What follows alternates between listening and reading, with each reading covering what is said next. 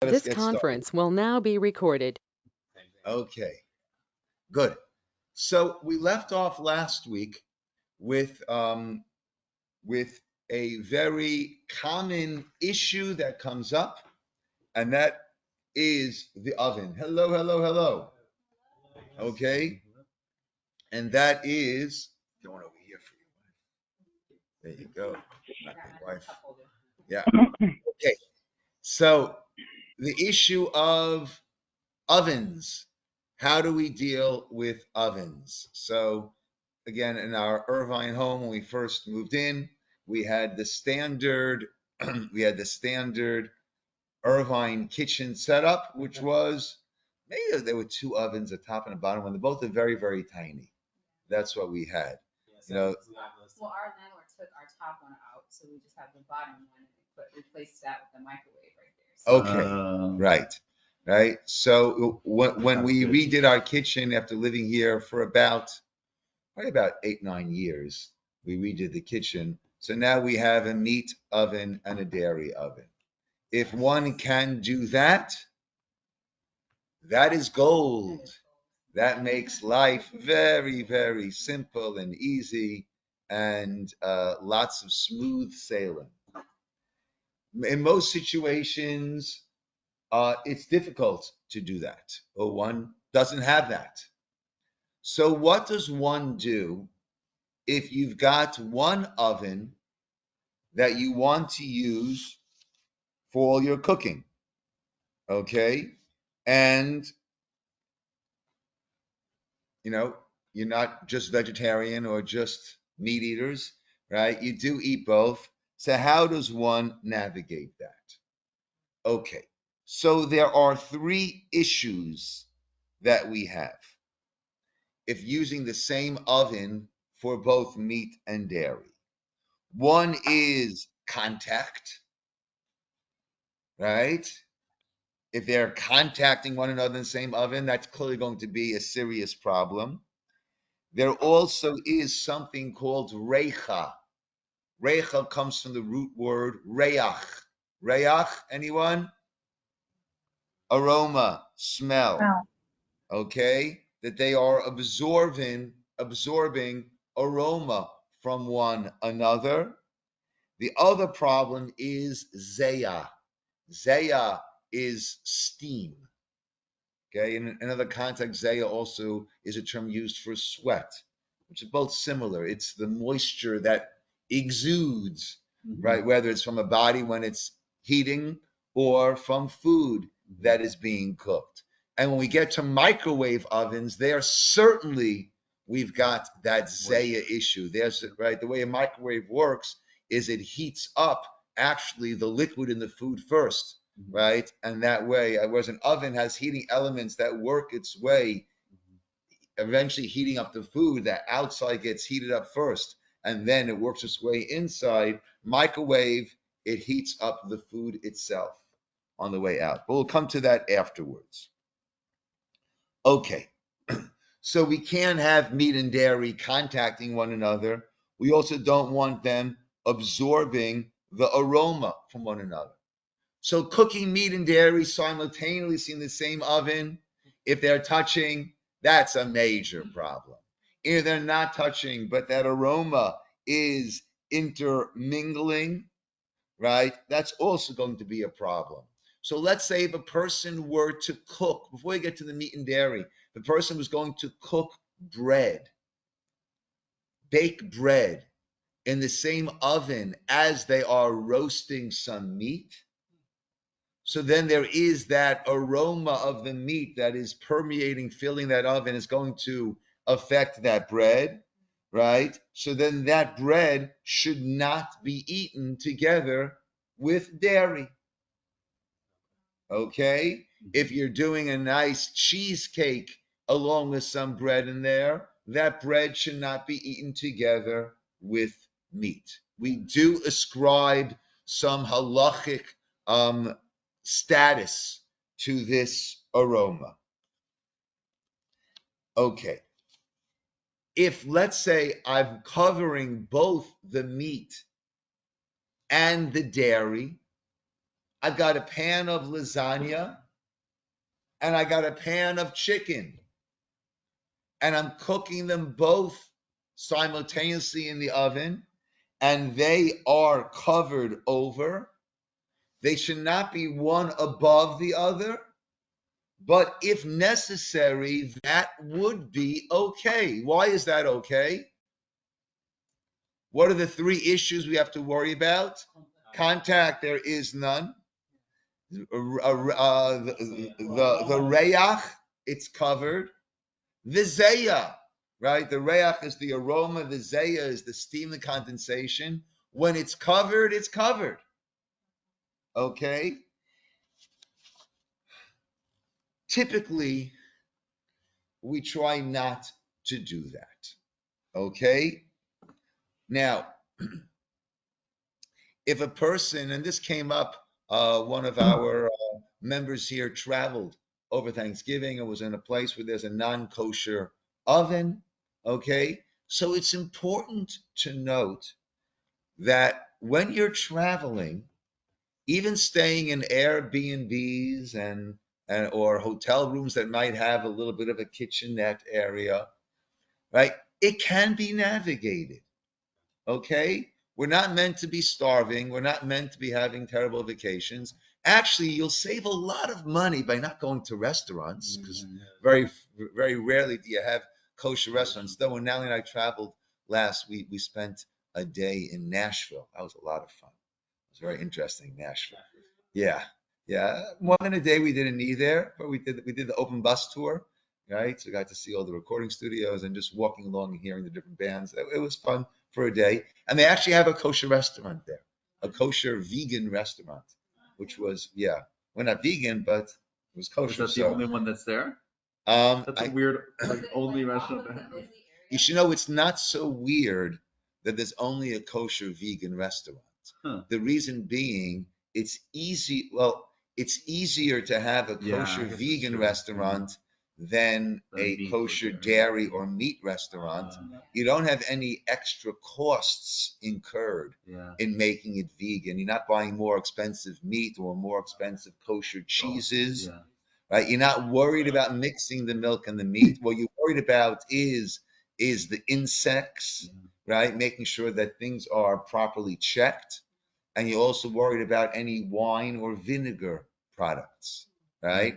And if a kosher restaurant can be excellent and not have all these added costs of being kosher, besides paying for the kosher supervision, and attract a non-kosher clientele also because it's a good restaurant, so then vegan restaurants actually are ahead of the pack in their being able to. Yeah, you have certain restaurants like a Pat's in LA, which is such a good restaurant that even non-Jews will go eat there, you know. But yeah, vegan restaurants are it's a little bit easier to make that happen.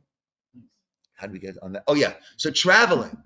So traveling, have a good time. Travel, and Natalie and I, when we travel, we have a plug-in griddle, and then we buy some vegetables, salmon. Fresh salmon you could always buy, right? And we get vegetables, and we do our own cooking, save a lot of money, and have a good time, right? Using the oven over there. So if you have a non-kosher oven, we'll see that you can kosher an oven fairly easily, especially if you're going to be covering over the food. Then you're really going to be in a very good place. But coming back to ours, so it's not necessarily so realistic to say that I'm always going to cover over my all the foods that I bake and cook in the oven, right? There are certain things that are much better if they're cooked open. Okay? So the typical way that we approach this is as follows. A family should decide what is their main baking that take a roasting, whatever that takes place in this oven, and decide it's going to be a meat oven, let's say, or a dairy oven. What's your What's your choice? It's gonna be It's meat. going to be meat. Okay. Pizza oven separately, because I make pizza sometimes for like us and the kids. So I'll just get a pizza oven separately. Nice. Okay. So what Danielle said is that her preference is the meat oven, and when she wants to do pizza, which also needs to be done open, right? So you can get a little pizza oven. Also, what you can get is a small, like a toaster oven, right? Toaster ovens that you can't go up and back between meat and dairy because those are just too small and too contained, but they cost $25, right? So if you really need a meat one, right? Someone once gave us an oven. It was more than a toaster oven, and we used that as we only had one. We used that as our dairy oven for it sat on the counter. It wasn't a big oven, so you can use that. But typically, choose your type. Okay, if you're going to choose meat, then meat, chicken, anything like that can be cooked, roasted, however you want to do it, open. Not a problem at all.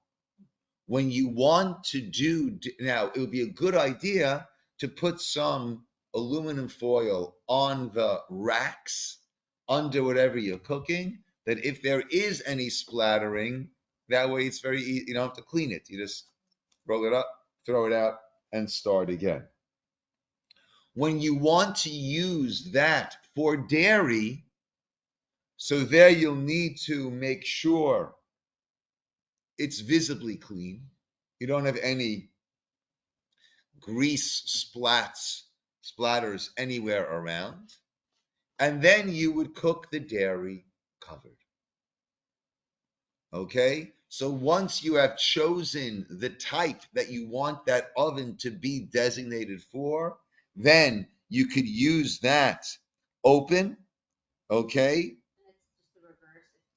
If Yeah, so go make that dairy, and if you're going to bake a chicken in there or something like that, so then that would need to be covered, right? And dairy, you could bake and cook there with reckless abandon, right? All the pizza you can eat, however you want to do that. All right? How do we kosher an oven? Now, let's say, now we don't typically kosher from meat to dairy, but let's say you need to at some point. So how does one kosher an oven? Okay, so you make sure it's clean. Ideally, it hasn't been used for 24 hours. And then you turn it up to the highest setting for, let's say, an hour. What principle that we all know, my experienced sage students here, what principle are we using? Kibolo kachpolto. Nice. Kibolo kachpolto. However it got absorbed, that's how it will be. One of my favorite words. It's going to be on the test, guys. I'm telling you right now. Extracted. Expunged. Yeah, Expunged. it's just a funny ring to it. Sorry, I don't know why. I like that word. However it got absorbed, that's how it will be expunged, right? So over there by an oven, what happened, right? The heat went into it. So now when I cook it up, I bring it up to the highest setting, the heat will burn out whatever went in there. As long as it is at the highest setting, however it went in, it won't go in any further. Whatever went in won't go in any further than what I'm doing right now at the highest setting. Okay? Let's do an hour. There are 45 minutes to an hour. Let's do an hour and play it safe. Okay? Now, of course, anything, right? It's got to be cleaned first, right? If you have grease spots, you have to make sure that it's cleaned. You use like an easy off, I don't know how easy off it is, but it claims to be easy off. You use a caustic cleaner, right? To get it right to get it off, and that way you are good to go. If you got a self-cleaning oven, Self-cleaning ovens are great, right? That cooks it up to even a higher point than than than the normal cooking is. So you go through a self-cleaning cycle, and your oven has thus been kosher. Okay? You go away somewhere, right? Make sure it's clean, right? Run it for 45 for an hour, right? Especially if you're going to cover the whatever's going in there, and you're fine, right? You can go away, you can enjoy. My family, what we often do this year is not going to work because it's a very short Chol Hamoed Pesach. But when Pesach falls out, I think it's not going to, yeah. When Pesach falls out, let's say on a Saturday night and a Sunday, so you got almost a whole week of Chol Hamoed. So what we will do is we will get an Airbnb somewhere nice. We've gone to the Grand Canyon. We've gone to Sequoia. We've gone to Joshua Tree. We've gone to beautiful places. We've gone to Yosemite, right? Get an Airbnb. We come there with a lot of aluminum foil, and we cover up all the counters. We cover up the sinks, right? We have we bring our own for Pesach. We have our own George Foreman, a Pesach George Foreman. We have a Pesach toaster oven. We have some Pesach crock pots. And we bring, of course, kosher Pesach food, fruits and vegetables you can buy wherever. Right? You know, keeping kosher does not mean that you can't go away and you can't have a beautiful, enjoyable vacation time. Right? And like I said, you save loads of money when I talk to people who are not kosher observant. So a big part of their vacation budget is restaurants, right? For me, it's buying cucumbers and squash and potatoes. Not much different than what I'd be buying back over here. It's not expensive, and it can be done in a beautiful way. Okay, microwaves also present a problem, and they present, well, it's interesting. Microwaves, right? The issue there is that there's a lot of condensation that goes up and often falls back down. How can one kosher a microwave? For Pesach, we don't really do this. For Pesach, like I said, we go a little bit more extreme because Pesach, a lot of the rules that we learned don't apply to Pesach. The 1/60th becoming annulled does not apply by Pesach, right? We're very, by Pesach, the smallest amount is problematic. But let's say you're going to a hotel room and there's a microwave there and you want to use the microwave. How can one kosher a microwave fairly easily? Yes, Danielle. You take like a bowl of water and let that run into the microwave to steam it out and clean it. Yes, but one thing first, Clean it thoroughly. make sure it's clean. How long Right? do you have to run it in the microwave? Okay, so then if you take, right, if you run a microwave without anything in there, I think first of all, it might be dangerous. I'm not sure. Yeah. Yeah, I don't know, but it's not effective because the microwave heats the food that's in there. Yeah. So running without any food in there is not going to accomplish anything. But take a hot cup, right? Hotel will often have these paper hot cups. Fill it up with water and run it for 10, 12 minutes, right? And it's going to condense all over the place, right? So again, as Gabriella said, Kabolo, Kach Polto, right? There was stuff that might have condensed and gotten onto the roof of the microwave and the walls. Well, now I've got the hot water condensing, going onto the roof and to the walls. Yes. I have an issue at work. They have 3 microwaves. I work in a nursing home, but no people who are Jewish. They're like not Jewish at all. And a lot of times they heat it up, shrimp, crab, fish, anything. And I have to use it honestly because I have to eat. I bring my own food. I cook myself. Okay. So you should explain to them that one needs to be dairy, one needs to be meat, one needs to be parva, and only kosher. If that doesn't work. Oh, it's horrible. When I open, the smell is horrible. Yeah. I end up not eating or not eating. Yeah. It's like, Yeah. You know. Okay. If you're in a situation like Victor is in, that one is in a workplace and there are no kosher facilities there, and the microwave is being used for everybody's shrimp and who knows what, Exactly. right? So what you would do is you would double bag your food, seal it in a double bag, right? Seal it once and put another bag, seal it again, and put it in there, and that way it is fully contained. Yeah. Okay. I do that. I put. I double bag it. Yeah. I don't. Yeah. I don't Not just covering it over, right? But ensconcing it, completely enclosing it, Oh, right? when you're using the microwave. Yeah. Using the microwave. When using the microwave there at work, Oh. right? In other words, like you get those bags that that have at the grocery store for your produce, right? You could put whatever's in there, and you could tie that. Oh. Put it into another bag, tie it, right? However you want to tie that, and put it in the microwave, and that way you are sealed.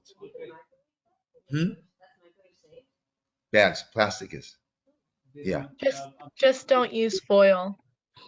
Just don't use foil. But foil wouldn't. Foil can explode. Yeah, and foil wouldn't seal Foil it. is not gonna So be- besides the microwave issues, foil wouldn't seal it, so you'd have problems over there. So, Rabbi, could you do that in an oven that is not like kosher yet? That if you double wrap and everything and use somebody's oven? Okay. What we do at Nosh House all the time. Yeah. What do you mean? We double wrap like foil trays with aluminum foil and tape it. Mashgiach signs it, and any hotel just heats it up for Okay. the guests. And then we Yeah. blend it. So yes, so in a regular oven, you obviously can't use plastic. That's not going to work very effectively, right? But one can, right? As Yoshi said in the Nash house, if they're sending stuff to a hotel, they'll have it completely right, Double wrapped double wrapped, and double taped. Yep. right? And that way, yeah. Well, it's two things. There are two things, Yoshi. The double tape That's just for our is to ensure that it has not been tampered with, right? And it what has been certified has not been altered, switched in any way. That's what the double tape does. What the double wrapping does is it allows it to be baked or cooked even in a non-kosher oven, right? I So asked that because we've had somebody come to our house who did that to be able to use, like a kid did, just that stay the night. What kind of bag? yeah, Just aluminum. No, in No, the no. oven. Oh, but what I'm talking about, you mentioned about the bag wrap. that's in a microwave. Like you can do like double, like those Ralph's bags from Ralph's, the plastic ones. Yeah, Really? yeah, the produce bags. Oh. yeah, Oh. yeah, and that will completely seal, Okay. right? Yeah, and in an oven, yeah, if you double wrap it in an oven, so if you're going, let's say, to visiting family, right, and you right, so you I need right, and the home is not kosher, you're traveling, you could do that double wrap, and you are okay to go. Yeah. Okay. Good. Clear?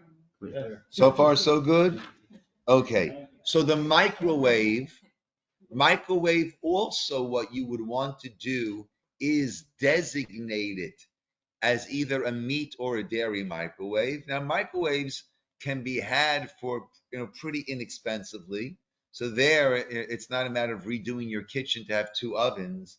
Probably, if you're doing a lot of warming up microwave meat and dairy, it's easiest to have a meat and a dairy one. When we were living in Israel, so there we live in apartments and very close with our neighbors. So we had the dairy one, and our neighbors had the meat one.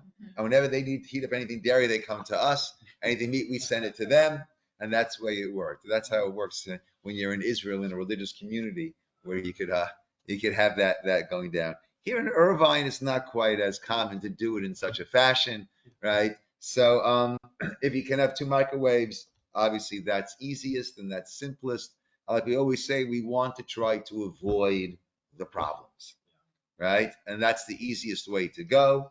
If not, so then you would once again designate it as meat or dairy, whichever one you designate as meat, that can be heated up open, and the dairy would be done closed, covered, and again, without any visible splatters around, and also you don't really want to put them onto the same plate. You want to make sure it's not going.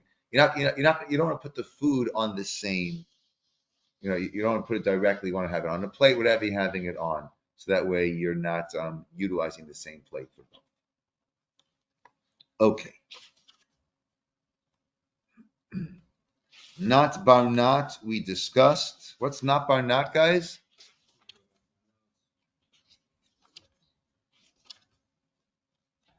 No. Infused taste. Good. The double infused taste.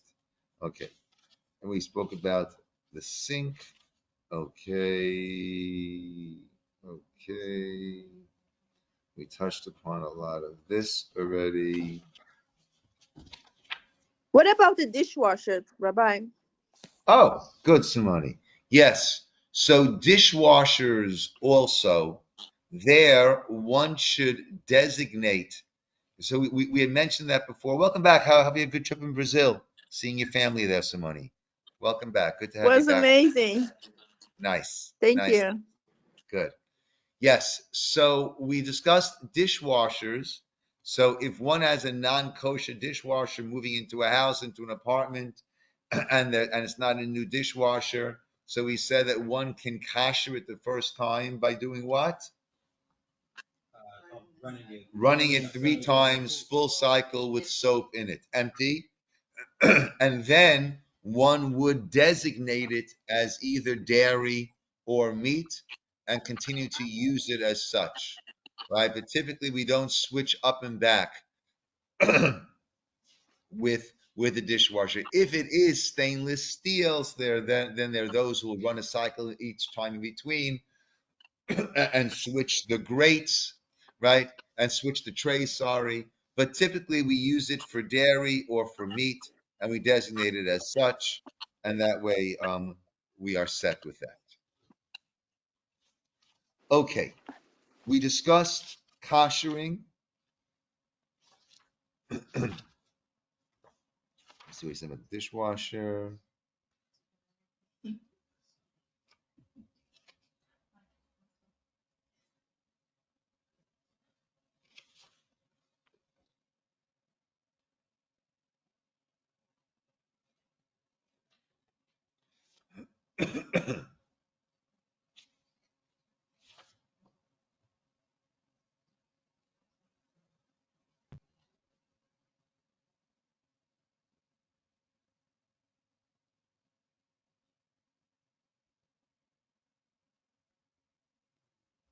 Yeah.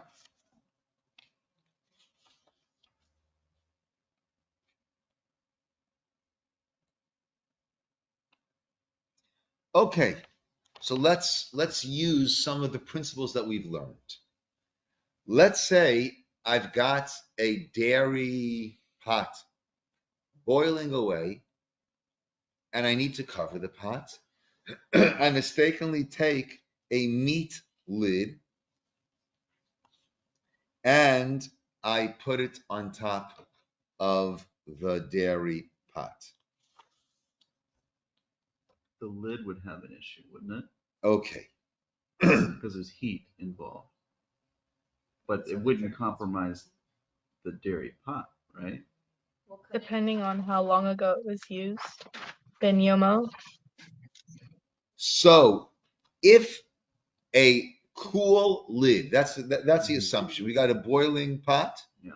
And then we take a lid, which is cool, right? And we're putting it on top now. So what's coming up? Steam. Steam, Vizaya. Okay. If now, what's the status going to be of the lid? After you put it on? Yeah. Tray. And this, right? Yeah. The lid has been compromised. Yeah. Why?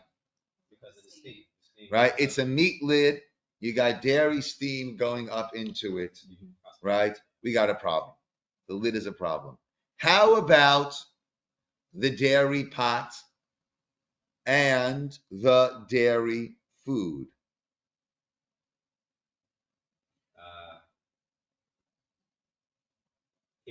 if you put the meat lid on, Yeah, No. what- Ben Yomo. will depend. How long it was used. Yes. Ah, it will depend.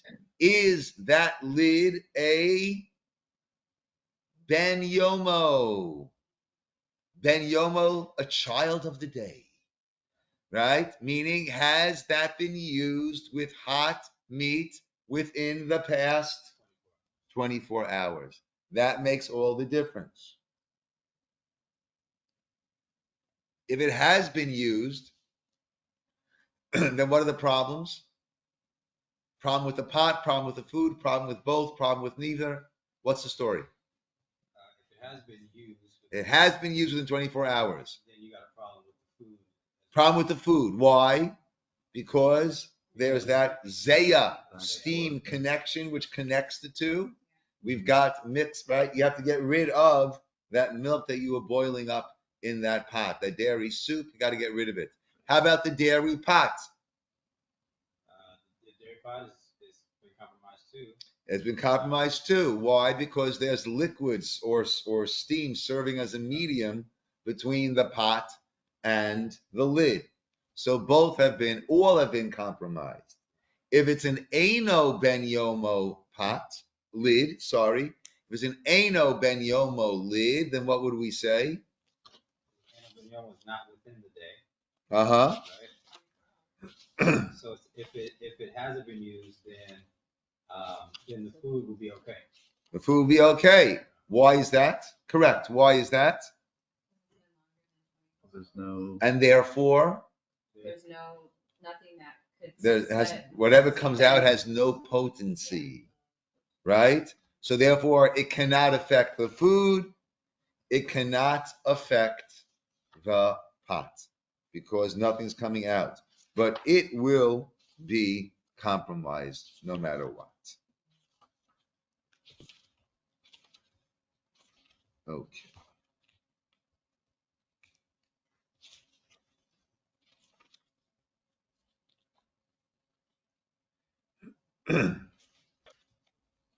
We discussed the knife and the ducha de sakina, right? The pressure of the knife together with the sharp food, and that happens. Good.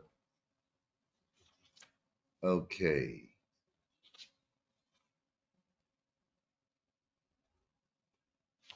Okay.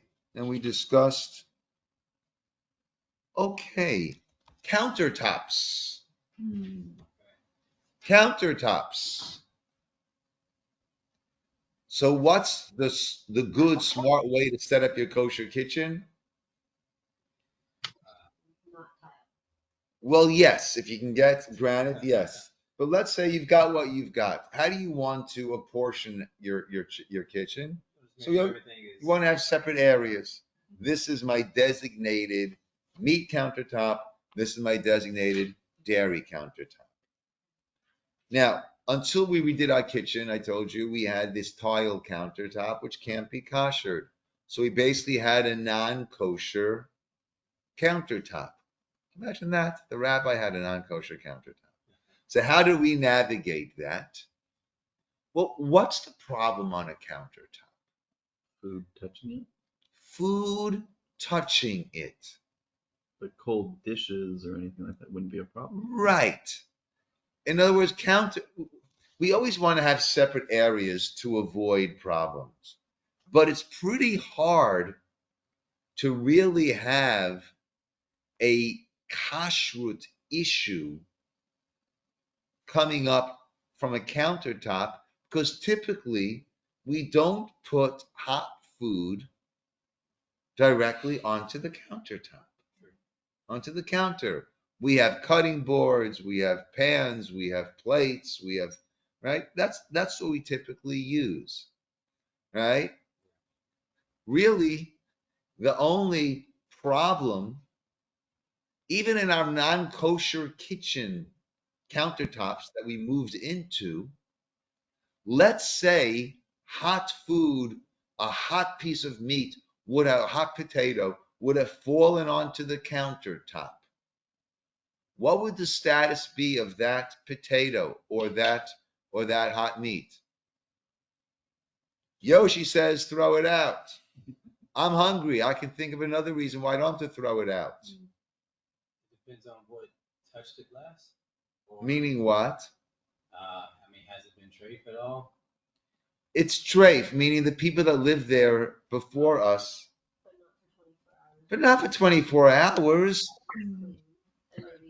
It's clean, right?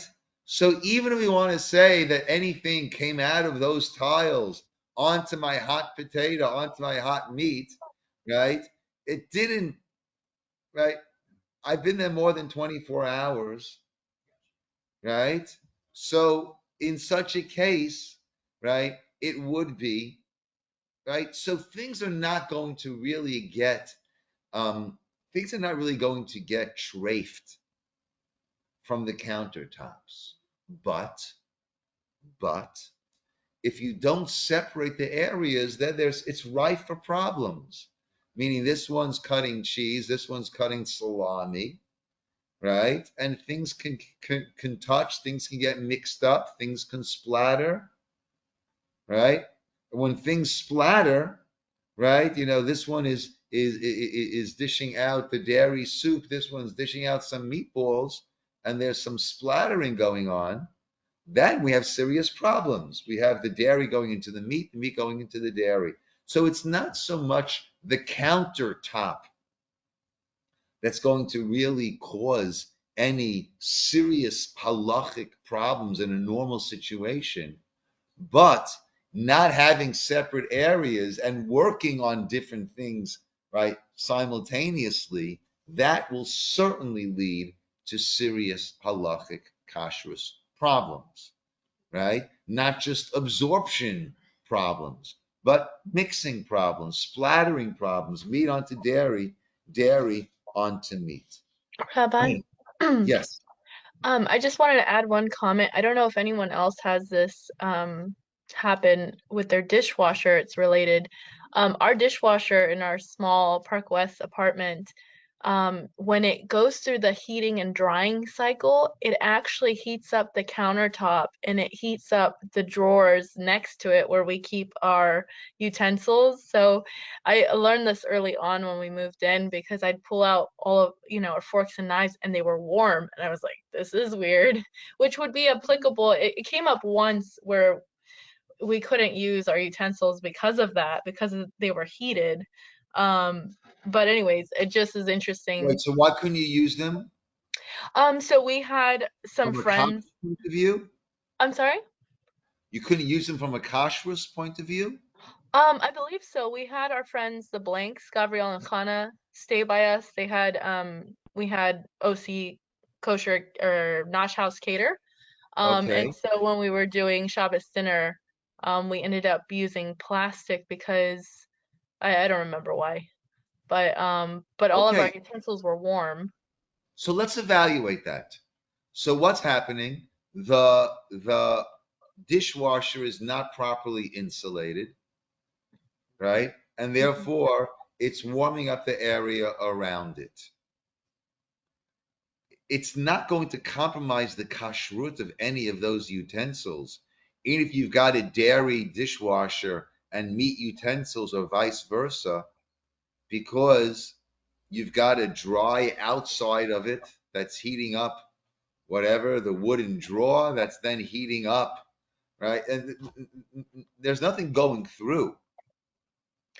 No, I wasn't looking at it from that perspective, and we probably made the decision uninformed, but it was our understanding. We were kind of just being mindful of our friends who are Jewish and staying by us, for the weekend, visiting their family, and so our utensils, we understood that like a cold glass, if they wanted water, no problem. We don't need, our dishes. Oh, you didn't want them to use your utensils in general. Yeah, because they were Fair hot. enough. The heating Fair enough. aspect of it, right? Fair enough. Fair enough. Yes. Was that a If correct you decision? look, if we're assuming that the utensils are not kosher, Mm-hmm. right? So then, if they're warm or hot, then It's a that guy. problem. Correct. Okay, Correct. okay. Correct. That was the What question. what does warm utensils have to do with anything? Because once something is warm, it can impart any flavor it has in it, right? But if the utensils are kosher, are meat kosher meat utensils, and you got a dairy dishwasher that hasn't been properly insulated, and then if it's heating up next to it, that's not going to be a problem, Understood. right? Thank Yes. you. Sorry How for the about confusion. towels? Yes, separate. Okay, so typically we'll have, red ones for meat and blue ones for dairy. We'll have separate dish towels.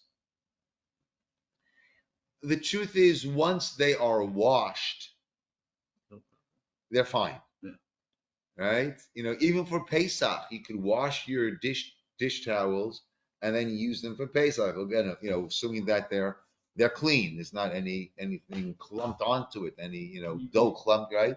As long as they're clean, they can be washed, they can be used. Once again, typically we'll have separate ones. Why?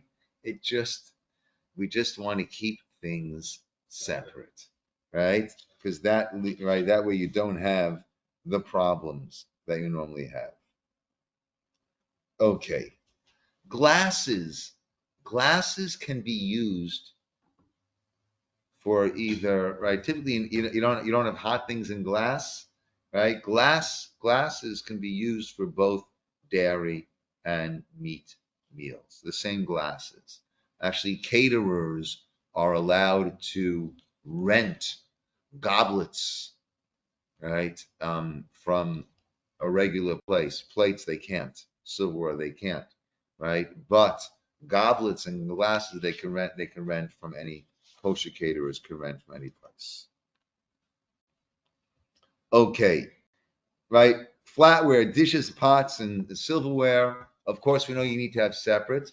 The best way to set up your kosher kitchen is to have a very separate. Don't get a set of 12 and use 6 for dairy and 6 for meat, right?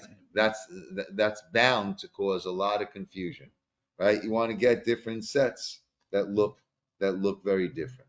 Okay, easy enough. A kiddush cup. Can I use the same kiddush cup both for my meat and dairy meals? Yes, you can. Just keep it clean. Okay.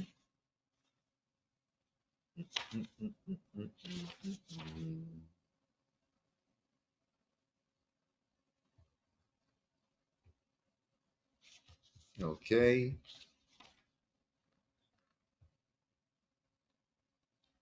A refrigerator. No one says that it's good to have 2 separate refrigerators. Okay. You just want to be careful. Anything that spills, right? So then you clean it up. You don't want to put something down onto something else. Some kind of packaging or something like that. Right. Not much of an issue.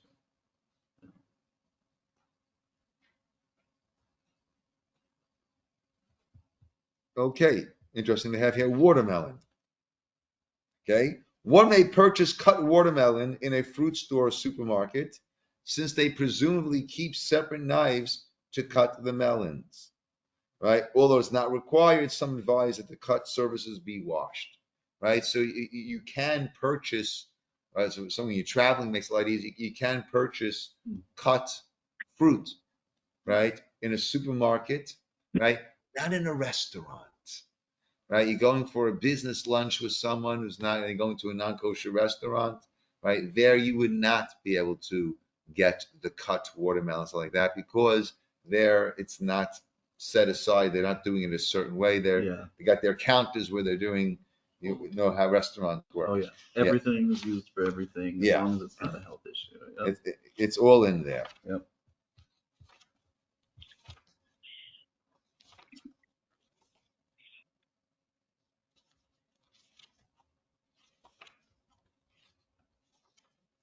Okay, let me see what else I want to go through over here. Actually, give me 1 second. Let me bring some papers back in 1 second.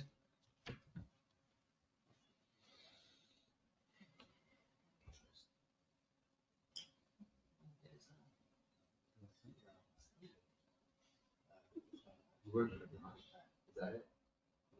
gotta try that out.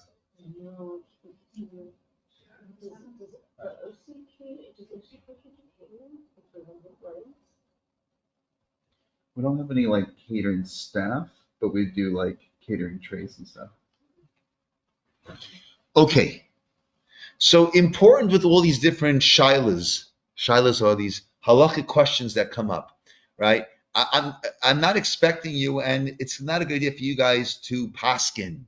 Paskin means to decide your own questions, right? But it's good for you to have these principles so that you know what is a question and what's not a question, right? Meaning you now know that if you're putting away the silverware and you accidentally put a dairy knife into your meat silverware drawer and the two knives touched, you know that it's not really something you need to call the rabbi for, right?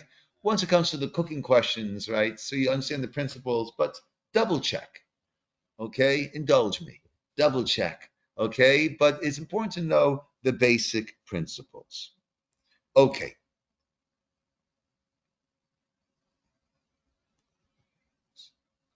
Okay, kosherizing we went through. Tvilat kalim, right? We've discussed that, right? Immersing new food, touching utensils, right, in a mikvah. And that is not a matter of kosherizing, that if something is not kosher, that sitting in the mikvah doesn't help. Right? People often get confused. There's koshering, kosherizing, and there's toveling, immersion in a mikvah. Immersion in a mikvah is more of a spiritual idea that you are elevating it for its now consecrated use in a kosher Jewish kitchen. If it's made by a Jew, they don't need to do that. Otherwise, we need to have it finished off by Jewish hands and consecrating it in such a manner. And there it needs to be completely immersed all at one time. What do you do with the toaster oven? Unplug it first. No. Well, the toaster oven, the toaster oven. Well, what might you have to tovel from the toaster oven? The racks? The trays, the racks. That's easy enough, right? Because that's what touches the food. How about a sandwich maker? So that gets a little bit complicated, okay? Because there you don't have separate parts, components that touch the food, and it's all part of the electric. Nevertheless, with the sandwich maker, what we do is we would just keep the cord up, just put it in and out, right? You don't have to completely immerse it because you have the plastic on the outside. It's only metal. It needs metal, glass, glazed ceramic needs to be immersed. Plastic, wood does not. So a sandwich maker, what I've done is open it up, just put it down that all the metal is in the water, lift it out, let it sit like that and let it dry, and wait 24 hours, not because of halacha 20 hours, just that it dries out, and then you're good By to go. sandwich maker, are you talking about like a panini press kind of Yes, thing? yeah, Okay. panini press sort of Okay. thing. Yeah. Okay. Cool. Okay. Actually, is everybody familiar? We have our Kayla mikvah over there. Never seen it. Never seen it. You've seen it, Rabbi? yeah. Yes. I have a question. I don't know if this is too specific. I accompanied someone who was toveling some items and they dropped the item at the bottom of the Kelim mikveh and Yeah. they were not Scuba able diving. it happens all the time, I'm sure. They weren't able to reach for the item with the stick or the I think We there's have, like some we have a magnet. yes, the magnet stick. They weren't able to pull it out. And so I don't know. I ended up, they asked me for help and I was trying to help this person, but I ended up retrieving the item. So I just was kind of curious. Like I felt like it was improper in the sense that a non-Jew isn't toveling anything. So like, would they have to re-tovel it after I retrieved it? What happens if You, you drop the you, item? you, First of all, you'll still have to go to the mikveh once you convert. Okay, that Yes. didn't count. Okay, let's just get that clear. Okay. Now, when they put it into the mikveh, it was immersed in the mikveh, so it was already toveld. The problem then was in the retrieval. If you manage to help on the retrieval, that's great. That doesn't Okay. affect the toveling in any way. Once they put it in and it was completely enveloped in the water, it was toveld. Okay, Okay. so we're all good to go there. Yeah, we actually have. I'll have to buy another one if it's gone missing. We had one of those things that some people used to pick up trash, like a little, a grabber. So we had some of those to help pick up some stuff in the past. Yeah. Okay. I just don't know if if the women's mikveh is being used now. So that's why I don't want to go over to the Kayla mikveh. I don't want to compromise anyone's privacy. But at any point that you're here during the day, you guys ever know where the mikveh is? The Kayla mikveh is, right? So along the front of the building, at the very end over there, you see a little hallway, and then it's the combination is 152.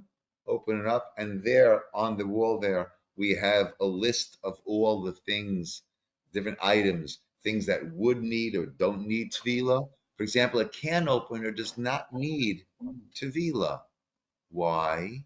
Because it's not coming in contact. It's not being used for the preparation of ready-made food, of food that's ready to be to be eaten, right? That just is used to open up the metal can.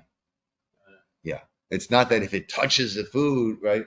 Okay. We have a whole list over there from the start, K, of all the things that do or don't need tevila. Certain things need tevila immersion with a bracha. We have the bracha over there, both in Hebrew and transliterated.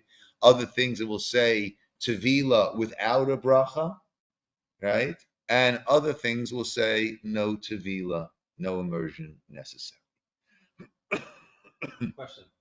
Yes. So whenever it's time to go there with different items, do we go there with the rabbi, or do we go there? We have to schedule and kind of go by ourselves. You don't need to schedule it as Okay. long as you're going during the day, Okay. right? You can pull up and if you want, I could be there for a couple of minutes just to show you how to do it. But then, yeah, you just do it. Yeah, yeah. So is the mikveh for women only used at nighttime? Yes, yes. Except for kala, a bride goes during the day, but women with their family purity only go at night. And immersion for conversion also is during the day. Okay, but family purity is only at night. Okay, now just want to keep in mind. Remember, I kept saying that it needs to be completely enveloped in the water. So before you toggle something, very often there are stickers on the bottom, right? The stickers need to come off, otherwise it's not going to be completely in contact with the water. Okay, good. Bugs we discussed, right? And the best advice I could give you is get the CRC, Chicago Rabbinical Council app, right? And on that app, a wonderful app, and I use it all the time. Right? Because you want to know certain things, right? Someone called me yesterday. Do chili peppers, dried chili peppers, need certification or not? I don't know. I don't know. I'm not a walking encyclopedia. I don't know these things, right? So I said, let me take out my phone, and I recommended this person get the CRC app himself. But either way, just it updates. I go to the food list. No, not food list. I'll go to fruit and vegetable guide. I'll go to vegetables, and under chili peppers, canned or jarred, requires certification. Chili peppers dried, acceptable without certification. So this is a wonderful app. Now, it will also have cauliflower fresh.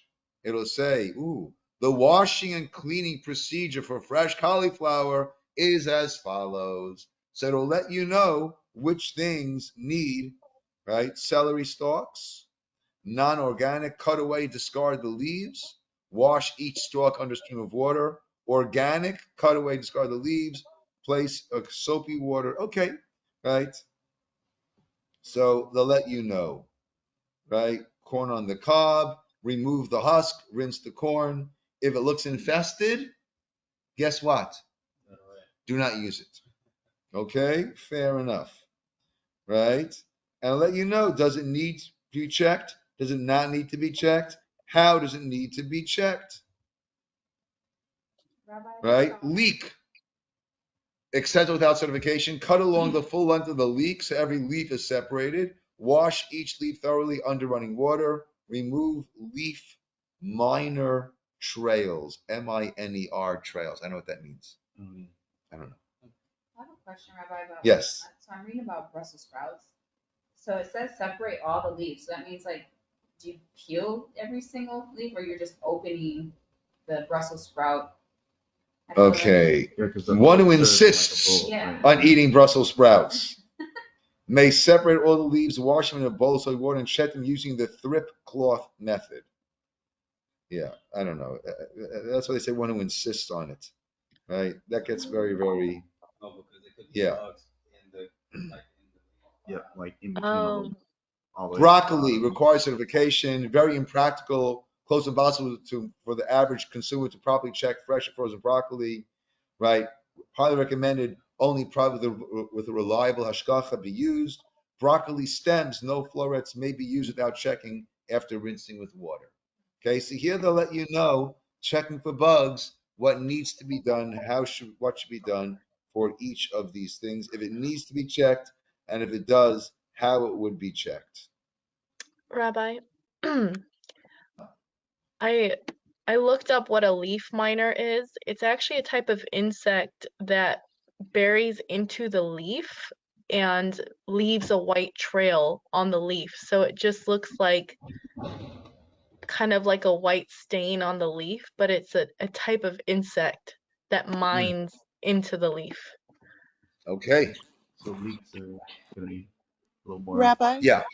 Yes. Rabbi, I have a question about, the kosher certification where it's the DE designation. So it's been Yeah. made, I believe, on dairy equipment. It doesn't mean it's got dairy in it. So do you treat Correct. it as dairy? Good. Good, Esther. So something like that you would not eat together with meat, but it's not going to actually be dairy. Okay? So you would not mix it together with a meat dish, but it could be eaten. So dairy equipment means what?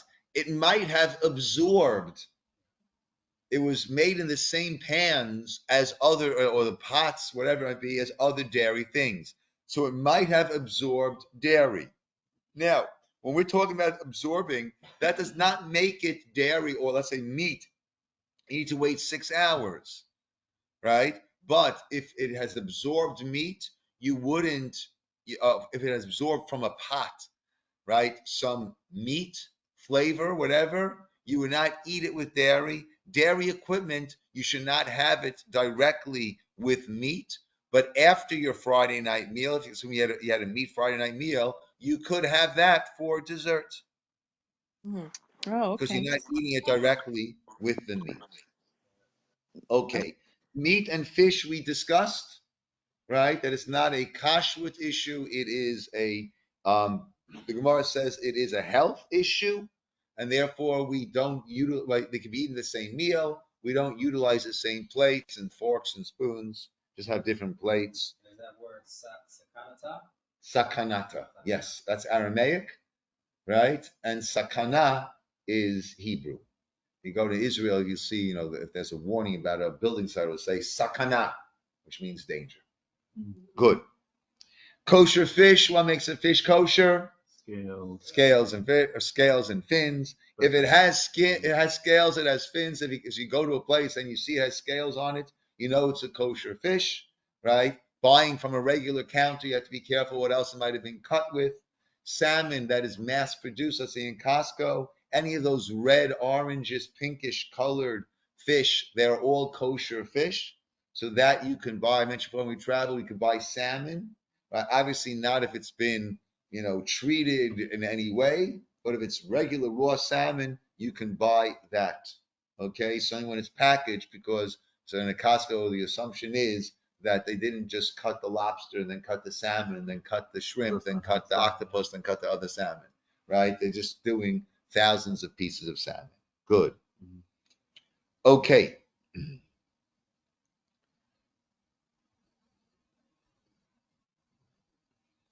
When it comes to wine, so I'm gonna go a little bit later. I just want to do a couple more minutes. I like to finish up kashrut this week. Okay.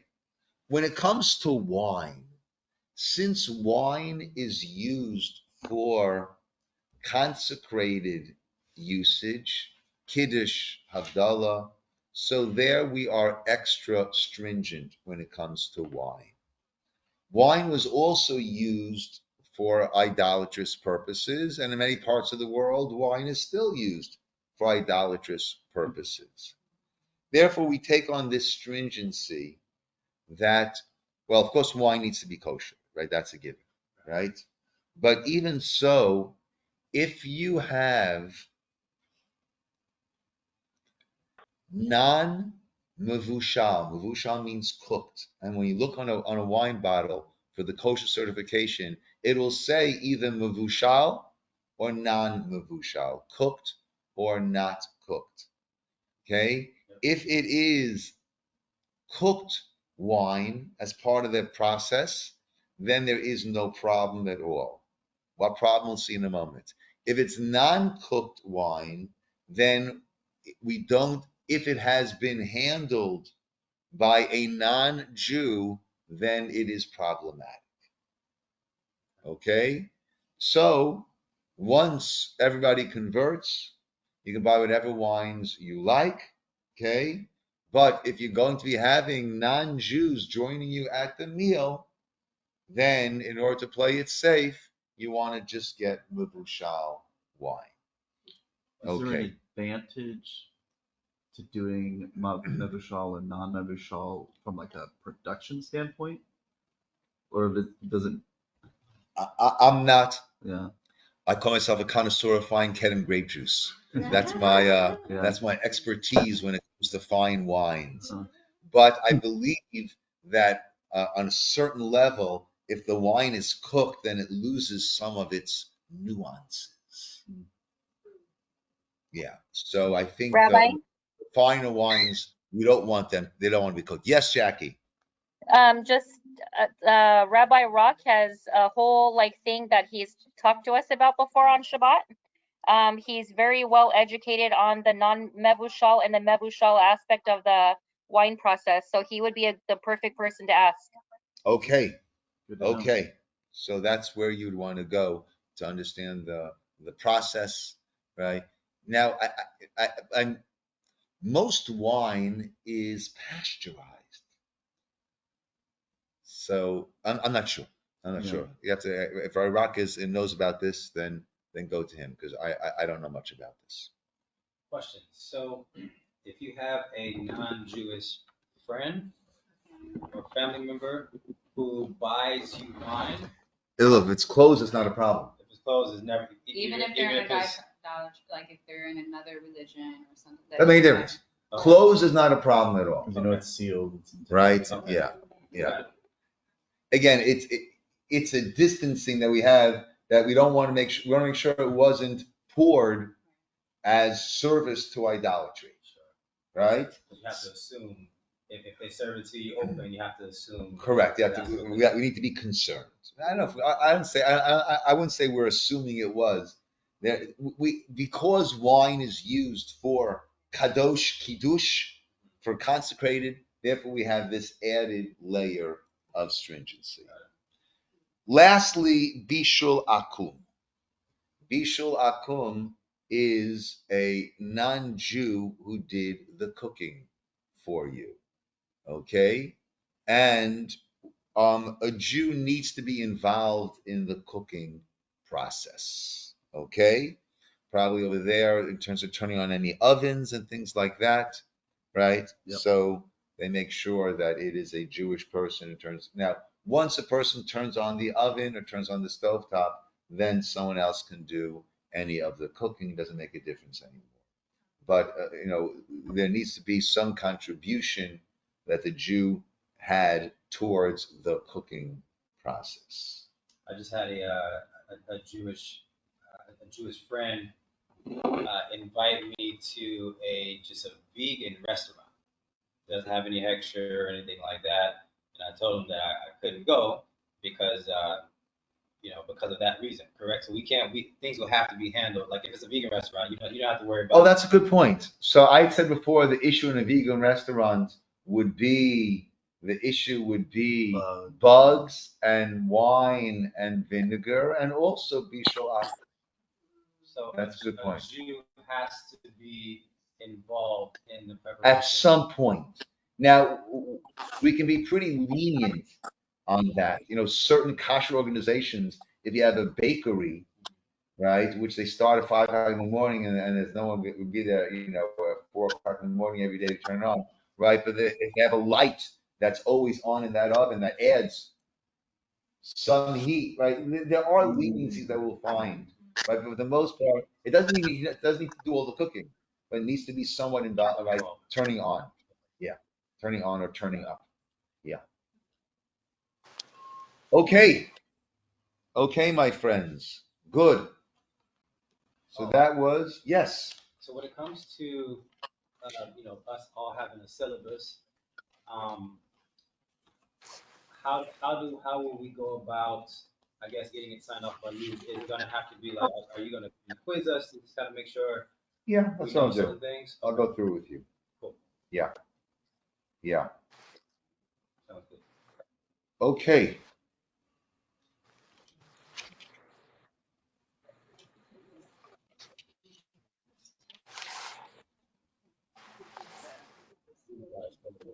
Simone, I think your mic is on.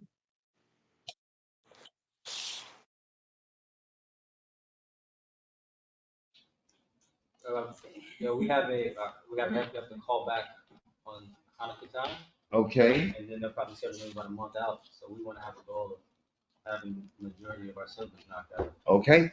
You have the syllabus already? Yeah. Okay, so we will sit down and talk, and we'll see what we can already. Stuff right here, fix my back pain.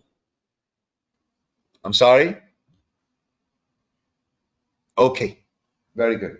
We'll call it over here, my friends. Thanks so much. Laila Tov, everybody. Lila Tov, thank you, Rabbi. Thank you, Good Rabbi. night. Thank you, Rob. Good night. Am I saying goodbye? Let's hope everyone. There we go. Okay. I see.